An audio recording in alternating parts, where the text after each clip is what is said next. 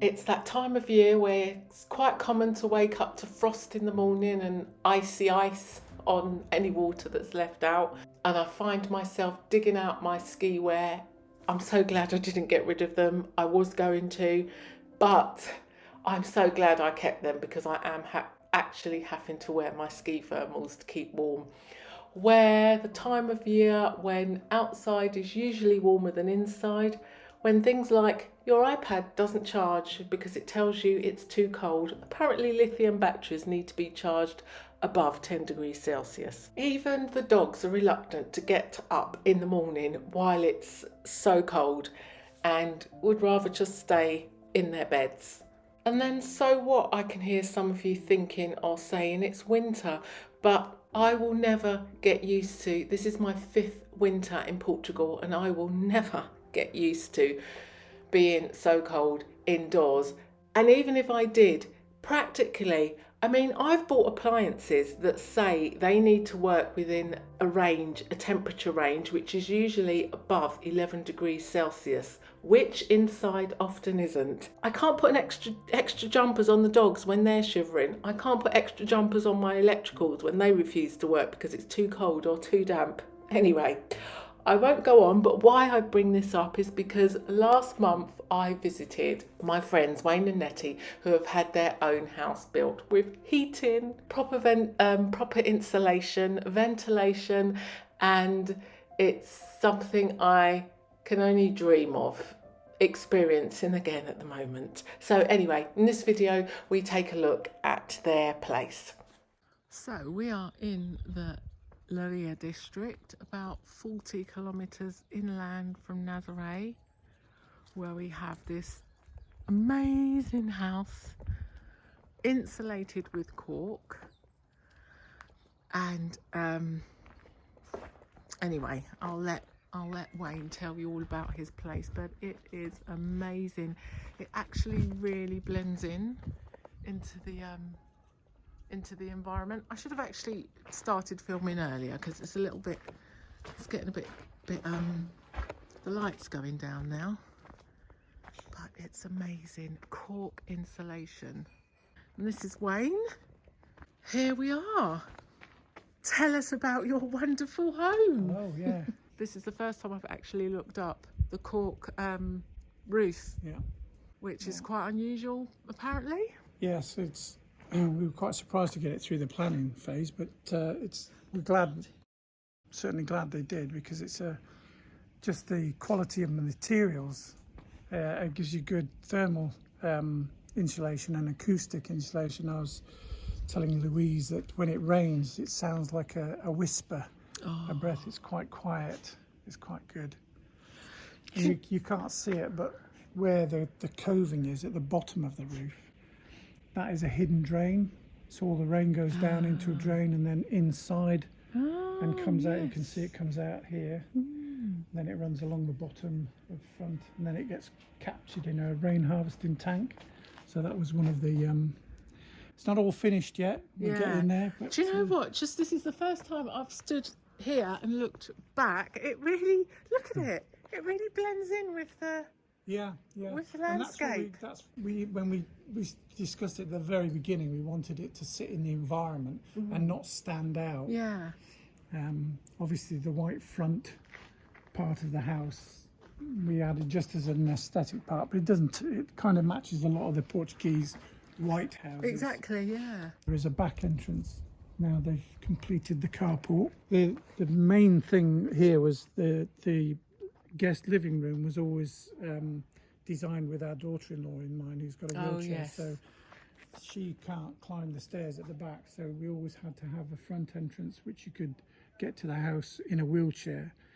Still not wheelchair friendly, we're getting there slowly, but so that doorway over there would be the entry for the wheelchair. It's wider door access, and everything in the guest quarters is enabled for disability. So that was always, that part of the build was always our daughter-in-law was in mind for the building of that part. Lovely. And the rain harvesting we wanted to do, because Portuguese don't seem to do a lot of rain harvesting. But because we haven't got a well, and we're on municipal water, so washing cars and plants and Where what does have it go? Well, we'll show you that eventually around the other side. Okay. Still working in progress, and we're looking forward to doing the gardening. So Annette is starting off trying to do some plant. It's so warm. I don't know where to look first.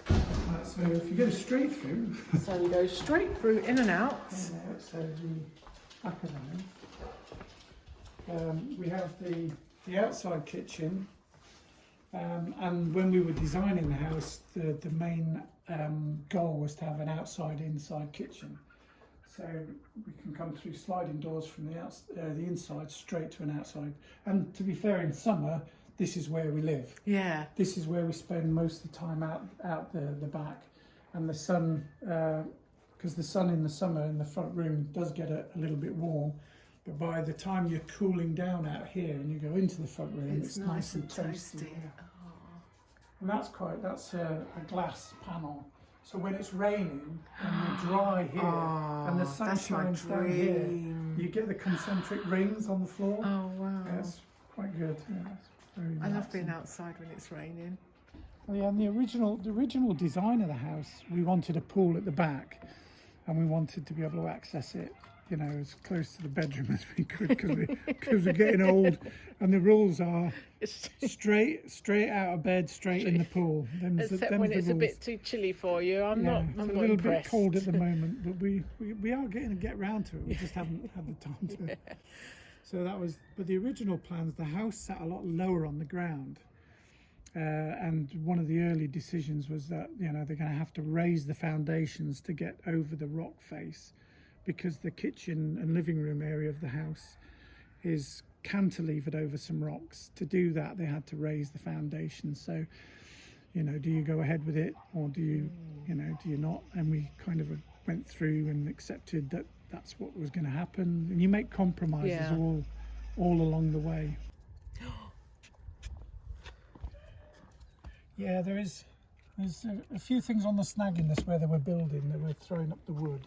They've knocked a few chunks off. But the beauty of Cork is it's so easily. You take the panels off and we put a new one on. I really like it.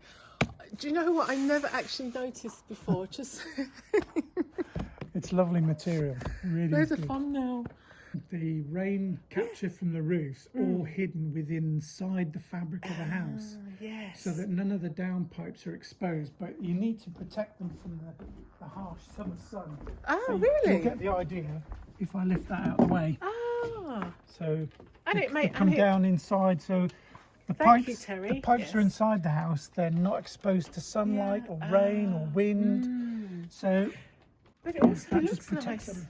And that's the same. That's just one that comes down from a flat roof and comes out down into there. Just protect them from the sun. But I can imagine some people would look at that and think, well, where's all the drains? Yeah. There's no drainage. Yeah, again, that was a design aspect of the house that we really liked, the hidden drainage. But it collects a lot of water, and the tank we've got at the moment has 3,000 litres. It's full, and it'll get full very quickly because it captures rain from the front of the house. Now for the back, we've got the rains that come down these two pipes here and two pipes over here that you probably saw on the video. Now the plan is to put some IBCs over the top of the rocks there and capture rain from the back of the house. And then when the tank is empty, because you can pump it out from the tank, then just open it up and gravity feed the tank again from the IBC. So you'll use that for like the garden and the garden, washing the car, yeah. washing stuff down. Terry's having a play in the sand. Terry's loving it. Terry approves. Yeah, he's lovely. He's great. Considering. Right. So Come on, Terry. Good boy. Good boy. Come on then. I could see Terry living in a house like this. I really can. It suits you, Terry. You need to make me a TikTok millionaire, Terry, and then we can have a house like this. Yes? You need to make it your own YouTube channel. I know. Put some lights on. This is Nettie. Hello. In her usual place. You've recorded that. We've got it on camera. I tell you, you are saving the cat. I can see the slaps coming through the screen already. You were just stood here, Oh, so yes. the back Oh, entrance this to is the where house we- comes this into is the where it kitchen. was, yeah. So that's where you come in. And before you come into the kitchen, we have two pantries where we keep all our. That's why we don't have the. You see in the kitchen, we don't have any of the. Oh yes, the, of the course. top cupboard units. Yeah. Everything's in here out of the way. Nice. Just gives us more space. And your builder made a little bit of a blunder with the pantry. Yeah, we asked in the designs there was no underfloor heating because it's a pantry and no the window. So we've had to cover the window, but it's cold in here, so Yeah. it's nice and chill. And it stays cold because of the insulation. And this will be another pantry, but at the moment it's the only place I can store For the my boys' toys. Do you know, now that you've said, that is what is so nice about the kitchen. There are no wall units. Because I actually find wall units a little bit, tools. Yeah. I don't know, sort of oppressive and... Yeah. I can reach the shelves in my utility room. I can't my pantry. It's I really can't nice. reach the cupboards here. What's the makeup of the ceiling? So you've got, of the roof, is there wooden rafters? So there's wooden rafters. Hey, Frank. So in between the rafters there is the insulation, fiberglass insulation, and then you've got these wood pine boards with the electrics. On top of that you have OSB. On top of the OSB you have a waterproof membrane which is undulated, so the airflow and any rainwater coming through the cork Condensation. comes through onto the waterproof membrane and into the drains. So, And then you've got the cork, so Yeah. you've literally got like wood, insulation and cork, yeah. compared to a lot of Portuguese houses that just have the tiles and nothing else. Yeah. I know. Nothing else. Yeah, yeah. And we have the heating's actually quite low at the moment, Yeah. and it's comfortable. It's very Terry likes it. Yeah. Yeah. Yeah. You found a warm bit. This is my favourite part of the Oh kitchen. yes, you had to. This is the coffee station. Yeah, my coffee station. We both love our coffee, so, and we have with the solar system set up, we asked them to fit a backup system, because you do in Portugal get quite a lot of dropouts of the grid. So we knew we were going to have solar and with a battery storage, but we wanted to make use of that battery storage if the grid If it went goes down. down, yeah. So either the solar system during the day, if it goes down during the day, the solar system takes over anyway, or if it's at night and the grid goes down, then the battery will kick in. But it doesn't supply the whole house electricity.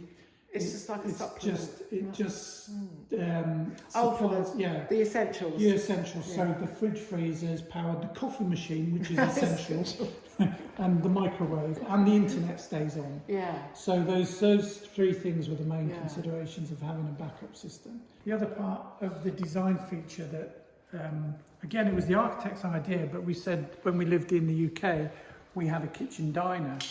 And the problem with a kitchen diner is that when you have the extraction fan on or cooking, you get the smells in the living room and the smells and the sounds.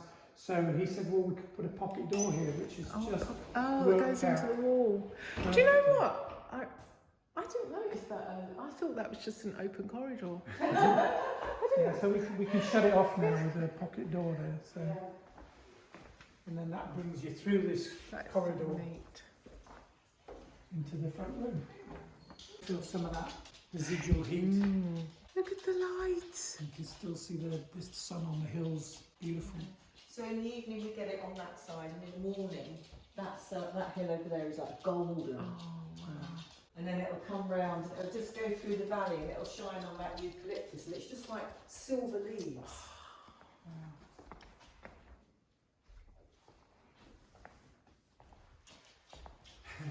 Terry's following you around so obediently. Right, so we're down the main corridor now. I'll put some lights on actually. And then we have, again, unfinished, but this is just a cloak room. It's going to be a cloak room. And this is where the internet comes into the house. And again, they fit for, it's part of the code. They have this system that feeds TV in all the rooms. Every room. I know. We said we didn't want it, but apparently it's You code. have to. I know. But this is what we couldn't understand. That is code, but this is a wooden house, and we wanted fire. And that is, yeah. No, the fire detection isn't in the code. Yeah. So, and then in the middle part of the house, this is what we're calling the office. At the moment, again, it's an unfinished room, and this is the odd shaped room because of the shape of the house and the way the house is splayed out. And then if there is somebody in there, they've got their own bathroom space, little sink and toilet. And the hub of the house. The engine room. The engine room, which is what there are certain things like the light switch, which is on the wrong side of the door. That doesn't help. So that's why we put these battery-powered LED lights in. So, but again, this is the solar system and solar battery. If I move that out of the way, that's the solar inverter and the solar battery. And then the grey box on the back wall is the backup system. And so that's what takes over when the grid goes down, and then feeds obviously the kitchen area and takes over automatically. So this is nice and warm and airy because we've got the forced mechanical ventilation system here that feeds the house. It's on all the time, so we've got fresh air. And it's got a heat exchanger in here, so that when you've got the warm air, you've spent a lot of money heating the house up, but you want fresh air in, so the stale air has to go out. And where you'd normally in the UK you'd open the window, let the cold air in, we shut all the windows here, the stale air goes out and fresh air comes in, but it's heated using the heat of the house that's already in the house, so it's more efficient. Right, and then we go into like the master bedroom. Nothing's really finished yet, so there's no artwork up or anything, but it's nice and spacious. And we have got privacy blinds if we need them. Vertical blinds, because Annette liked the idea of having the vertical blinds following the lines of the wood on the outside. So this side of the house was always our daughter-in-law who's in a wheelchair, so it was always designed around her in mind. So this door is a wider door for the wheelchair access from the front, and again she doesn't have to come upstairs. The access, all the access doors are wider for wheelchair. We've got accessibility features in the bathroom as well. So Is how you ended up with this design, the shape. Oh yeah. So originally, when we were looking to build a house, it was the architect's idea was to have the living space on one side and the private rooms on the other side. So the original design was like an H shape, so two blocks with a middle joining section. But because of the olive tree, and then is designed to wrap this part of the house around the olive tree and to cantilever it over the hills, then it kind of pushed this part of the house open, so it's splayed open. But then we looked at the land, and the land is shaped like a shield as well, so it sat perfectly on the land, opened up, so it fits the rocks, the striations of the rocks. So it followed the striations of the rock. It followed the design principles of wrapping this part of the house around the oak tree and over hanging the rocks. The olive tree. Do I call it an oak tree again? So, and then it just worked. It sat there perfectly, and then on the land, on our plot of land, which isn't a big plot of land, but it's big enough for us both. So in my true professional, not YouTube style, I forgot to ask Wayne Annette half the things I wanted to ask them and talk about when it comes to building your own place in Portugal. I also had to cut quite a bit of the showing around and the footage because the video would have just been way too long. The good thing is they do actually have their own YouTube channel and a blog where they've been blogging the build from the start. So if you want more details, more information, and you want to know more about the house and their journey building it, then head over there.